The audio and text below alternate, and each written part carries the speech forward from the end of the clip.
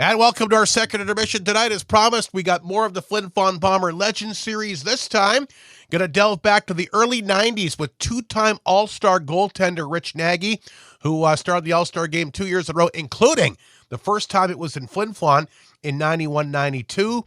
Rich, great to catch up with you today. I guess you're just outside of Detroit, from my understanding? Yeah, it's great to speak with you, Rob.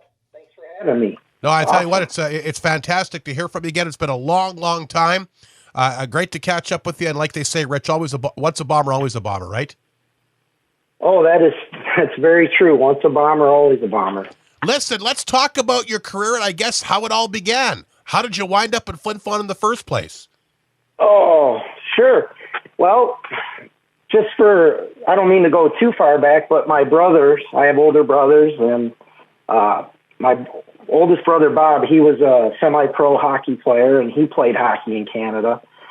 So I kind of had a heads up on how it is to make it somewhere in hockey. So we kind of knew that we wanted to go to Canada, right? So okay. I was the number one draft pick for the North American Junior League, and what happened is they had their goalies returning from the team I got drafted on, and I was being scouted by the Prince Albert Raiders.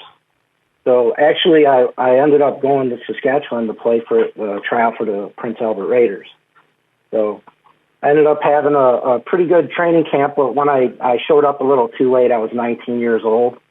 So I think that kind of hurt me a little bit. But because I had a good camp, there was a lot of junior A teams from the Saskatchewan League that were interested in me. So one of them was Flin Flon, Manitoba. So I grew up being a big Bobby Clark, Reggie Leach, Bernie Perrant, Bill Barber fan. So I already knew about Flin Flon from that. So I heard they needed some goalies, so that's basically how I ended up in the training camp for Flin Flon. So there must have been a bomber scout that was talking to you after you got released from Prince Albert. Is that kind of how it worked? Yeah, right. We were in Saskatoon. We were playing the Blades, and Norm Johnston was my coach, and he was from North Battleford, and he had I forget his name. I'm sorry, it's been a long time, right? Greg Mackey, I think, would have been the scout. Yeah, that's it. Thank you. Yeah, so he picked me up and took me in his house. He was very nice, and we ended up going to training camp from there. So I think it was meant to be, because I grew up being big fans of the Flyers. That was kind of the culture in our house, even though I'm from Detroit and the Red Wings. But we were big Flyers fans, and I used to do book reports on Bobby Clark, right? So I knew what Flin Flon was, and so as soon as they said, "Oh, Flin Flon," I was like, "Oh, that's Bobby Clark. That's Reggie Leach." Yeah. And I think it was meant to be honest with you, and it just happened to be that way. Well, you had two fantastic years here at All-Star both years. And of course, one thing I also remember about your time at Flin Flon is your childhood friend Scott Stewart came to play for the Bombers as well. Yeah, so the year I came on, I think we only had two vets coming back on the team. So we were a very rookie team, and we needed some defense, right? And Scott, I played with him my whole life since I was 8 years old, and him and I are kind of a 1-2 punch. We've always, we communicated well on the ice, and he's a great defenseman. He's a great guy. And our coach, do we have anybody? And I was like, I instantly thought of Scott. So about 2 months into it, Scott came up, and he ended up being my roommate as well. It was awesome. Well, like I said, two fantastic years. Let's go back a little bit, Rich. What was the first thing you thought of when you entered the Whitney Forum for the first time ever? So it explains everything. It's you got the mine right there in the parking lot, and you just see the heritage and the history on it when you walk in. You just kind of have that feeling like this is something special right away. You could feel it, and it's just and then you see the smokestack up there, and Yep. And you walk in, and they explain about the wall and the ceiling and the autographs of all the players that played there, and even I knew it was a pretty popular junior team, but I didn't realize till I got there how long it's been around, and it just builds up the awesomeness of Flin Flon Bombers, you know? Yeah, there's no question about it. It's a team that I think everybody knows. Doesn't matter if what quarter of the world you come from. Everybody has heard of the Flin Flon Bombers. Talk about the team, the 2 years you played. I know 91, 92, you guys had a pretty good club. You mentioned only two vets coming back for your first year, which I guess would have been 1990, 91. What do you remember about the makeup of your team those 2 years you played, Rich? Well, like I said, we only had a couple guys returning, maybe three at the most, and you know, in terms of the names of the guys, it's been a long time, but I remember a lot of them. And you know, we were new going into the season, and it was, you know, we didn't score a lot of goals. We were outplayed a lot, which kind of benefited for me in terms of the showcase my skill set. But you know, I remember the fans, they were hanging in, and I remember, you know, when people would come down to the Whitney Forum and the away teams, you could just tell they hated playing us. Right. You know, and even though we didn't finish well that season in the first year, but our home record was really good, right? So it was always important to play good in front of the home fans because they care. And it was just everybody, the teammates, we were great guys, you know, like you said, once a Bomber, always a Bomber, and it was just a good group of guys. We just didn't fare well during the season. I don't even think we actually made the playoffs, but we were improving as the year went on. So I think we carried that on to the next year. Well, you certainly did, because that 91-92 team, I mean, there was a lot of good players on it. Yourself, Robbie Beck, you know, Dwayne Reinhardt, Tyler Kuhn. And the interesting thing is, the core from that team that was left over the next year actually won the SJHL. Were you thinking, geez, I wish I could have hung on for one more year? Well, yeah, you know, not necessarily. You know, like I said, I was there for 2 years, and I saw the evolution of the guys. Like you said, Travis Shane, Rob, all those guys, and you know, I ended up playing both years. I played, I don't know, 55, 56 games those years. Right. And Dan Dennis was the goalie.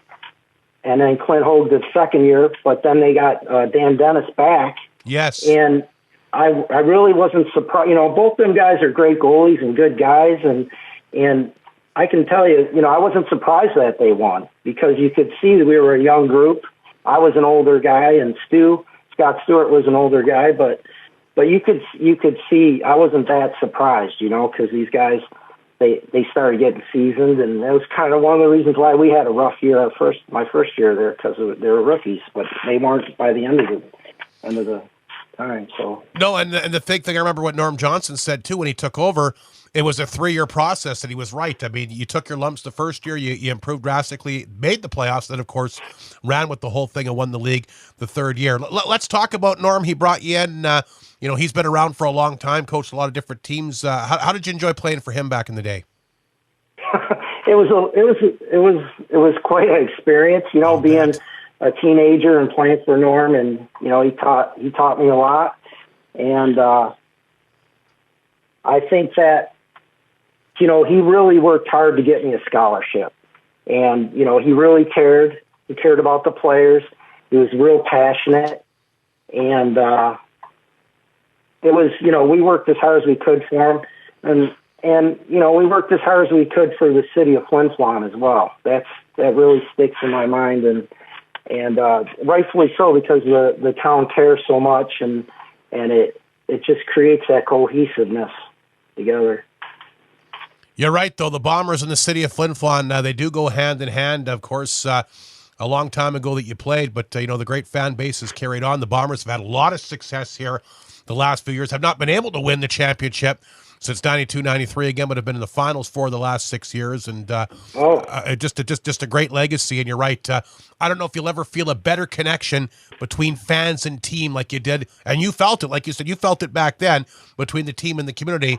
Just how tight knit of a group that is. Oh yeah, definitely. You know, my billet family, the Rideouts, just amazing people. And then the other billet families on the other teams, we always complimented them. And you know, this city is, I owe a lot to this city. If it wasn't for playing in Flin Flon, I don't think I would be where I am today, to be honest with you. I mean, I really owe a lot to the Flin Flon, city of Flin Flon and Flin Flon Bombers. I mean, that's where, you know, I ended up getting a scholarship from there because I played up there, and, you know, and taking on, you know, I was 19 years old. I was just a kid and been treated so well. The way that you handle us back in the day, I think back about that, Rob, and, you know, and give us those opportunities and interviews and nice reporting on us. And, you know, those things stick with us for a lifetime. Right. So, I mean, I went to Flin Flon. I ended up getting a full scholarship, got my degree, and have a love for the game and those experiences that I had with the family and with the city, the people who live in the city. It's just something that's always stuck with me, and it's been such a positive in my life to carry on. So, I mean, it's very lucky to be able to do that and be in this situation. It's, you know, people that go to other places, they don't have these experiences. I don't, you know, so I really owe a lot to Flin Flon and the city. No, it's a fantastic place to live and play hockey for sure. One last thing, an interesting point. You're the MVP of the 91 All-Star Game. It was a big, big weekend in Flin Flon, the first time they'd hosted it. That's when they unveiled all the brand new championship banners, and you were the MVP, and you were the MVP of that game, Rich. In a nutshell, what do you remember about that special weekend? Oh, there's just so much I could talk for hours about my time up there. But talking about the All-Star Game, you know, because I lived 2,000 miles away, right? And my parents never got to see me play, not one junior game. And they came up for the All-Star Game, right? Yes. And coincidentally, Bobby Clark and Reggie Leach they're going to retire their jerseys and everything. That's right. Like I said, it's just meant to be. So me and Rob Becker, I call him, we're practicing because we're the ones that get to reveal the banners before they raise them up, right? Yep. And we're trying to remember which banner's which and say, okay, you do this one. And Rob's a hometown boy, right? So he gets to do Bobby Clark's banner, and I get to do Reggie Leach's, which that's awesome, right? And so coincidentally, we accidental banners. I end up revealing Bobby Clark's, which is great for me, but I feel bad for Rob. But either way, it's an awesome experience, right? And so we get to raise the banners and we shake the guys' hands, and so the North, we got to play the South, and I had a really good game. I think I had like 25 shots and 24 goals in half a game, and stopped a couple breakaways. And Bobby Clark was the general manager of the Minnesota North Stars at the time, so that was good that I put on a real strong performance for him. And it was just awesome to be able to be the MVP of the game with my parents there, and potential, a potential scholarship on the line, and maybe even potential pro ranks. It was just something to, the Whitney Forum was packed and screaming, and it was awesome. Just a memory I'll never forget. No, I remember that weekend vividly as well. Rich, I wish we could continue to talk, but intermissions are only so long. Great to catch up with you after all these years, and here's hoping that maybe we'll see you in Flin Flon again someday to come back and see the new dressing room, see all the renovations of the building. I'll tell you, it would be great to have you come back at some point, just to come back for a visit. Okay, sounds like a good idea. I think I'm going to do it. Thanks, Rob. Thanks for all you do. It's great to catch up with you. Take care.